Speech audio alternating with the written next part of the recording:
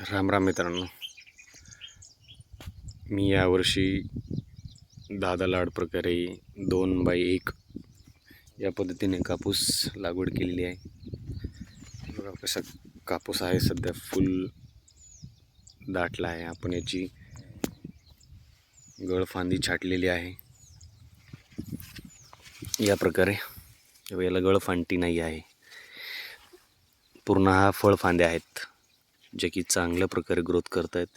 एका याला फळफांदीला 3-3 पाते लागलेत, फुलं धरत आहे काही। आणि हा आजच कमराच्या हाईटला असताना पूर्णपणे कापूस दाटवला आहे। हा अर्धा एकरचा प्लॉट आहे। कमी खर्चामध्ये एकच खत आहे आणि 2 फवारणी झालेला आहे फक्त।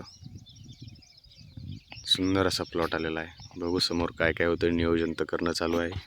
थोड्या दिवसामध्ये याचा मी शेंडा कट करणार आहे आणि हा दिवाळीपर्यंत पूर्ण प्लॉट दोनेसण्यामध्ये समाप्त करून नवीन पिकाची तयारी करायची आहे। बघू उत्पन्न किती येतं।